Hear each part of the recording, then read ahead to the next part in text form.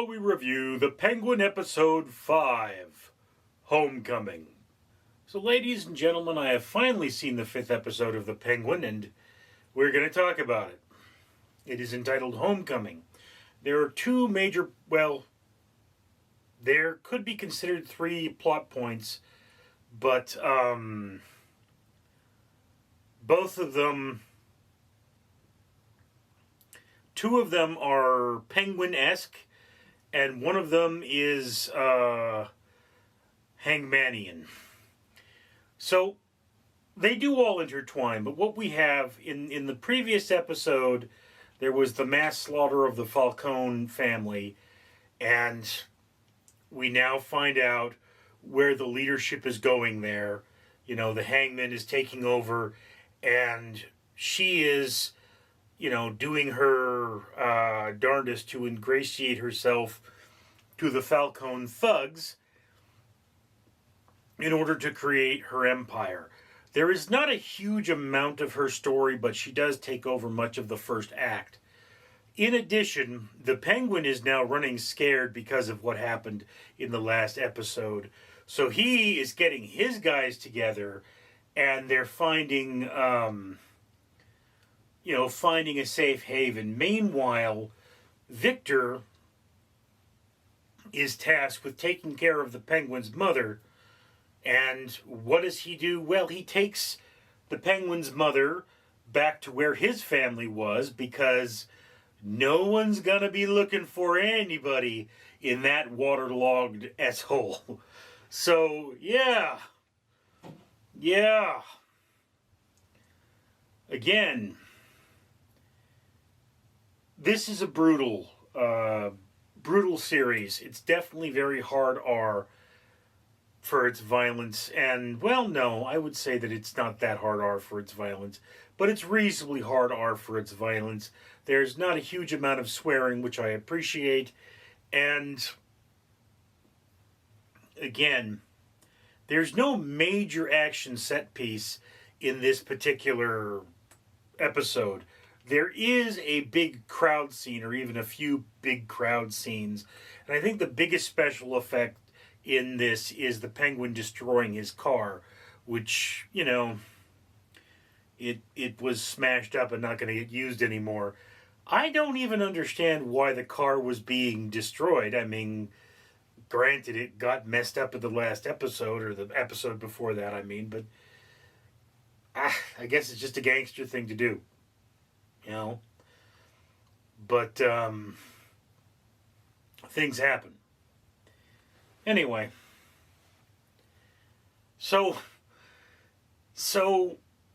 in this episode, there's vying for the control of the drugs, and this is a bad thing. This drug bliss is nearly wiped out by the events of the episode.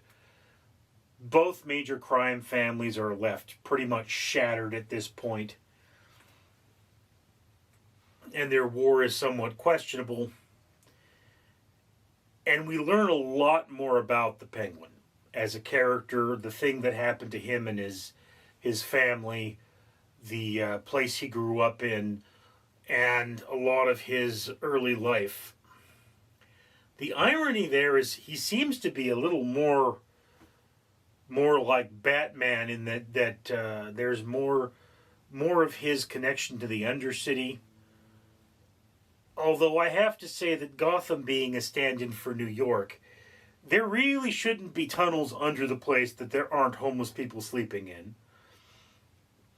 And I would also have to remind everybody that that tunnel was completely underwater in the Batman movie. So it's a little weird that anything down there isn't rusted away to nothingness or completely otherwise destroyed. It's just one of those things. So yeah, there's a few plot holes. There's a few plot holes in this. There's a scene where, somebody is annihilated, and it's like, how is it you guys couldn't understand or couldn't smell the stuff that they were using to burn on that person? That's a good question. What's going on there? uh, again, these plot holes are not terrible or detrimental to the story. It's comic book logic. I mean, movie logic is bad. Comic book logic is worse. You know, it's not any more ridiculous than Wonder Woman going to a museum with a World War I pilot and flying an 80s era airplane or a 70s era airplane, which he should be completely incapable of doing because the airplanes of the First World War were very simple. Or the Second World War, you know, he never flew a jet. He wouldn't have any clue on how to fly one of those things. So it is very much comic book logic. And I mean, comic book logic is simpler than the real world. So I'll grant you that. I mean, I still think this episode is upper middle of your watch list.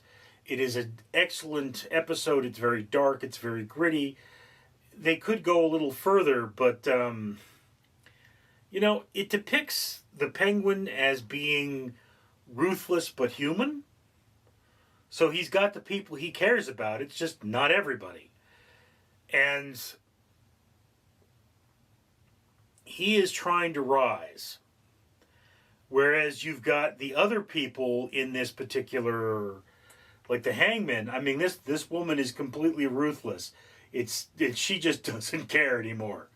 She's seen her entire family turn against her. She's been humiliated. She's been abused. And now she is just not taking any business from anybody. So anyway, that's my assessment of this episode. Thank you for sharing this moment with me. I, of course, am Richard. Ladies and gentlemen, I am Barry, the official strawberry poison dart frog of Random Street Theater, and I am here to remind you, of course, that for every 1,000 subscribers Random Street Theater gets, they buy one of these bracelets I'm wearing as a necklace. These bracelets are from the company 4Ocean, and for every one of them that's purchased, a pound of trash is removed from the ocean.